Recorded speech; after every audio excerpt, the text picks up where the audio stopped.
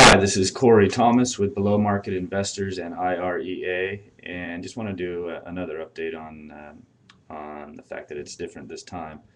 I met with as an example, I met with a owner, user, investor in a small office building here in Los Angeles just last night, and he told me that he thought he wanted to keep his property. He didn't want to put it on the market in spite of the fact that he still has significant equity in the property.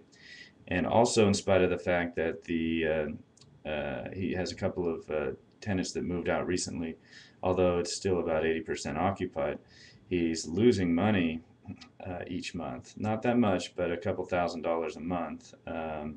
And his loan is relatively small in comparison to the value currently on the retail sales market for this office building. And he told me he believed that things were going to come back, and therefore he would keep the building, and it was just easy for him. But something he hadn't considered is the fact that it is different this time, possibly. But let's assume that it's not. But let's just say, what if things don't come back? What if lease rates continue to drop?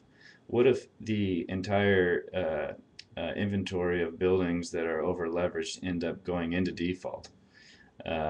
What's that going to do to the market? And the reality is people are going to be buying, even during the cyclical downturns of the previous markets, office buildings that previously traded for $175 a foot, even not vacant, not entirely vacant, but having kept trend with the overall market by if they'd sold for say $175 a foot in 1989, 1990, or 1991 even, by 1996, 1997, 1998, that same building with a similar tenant mix, a little bit higher vacancy rate in respect to the time frame, might be trading at only $50, $60 a foot, or maybe even $90 a foot, but half off at least.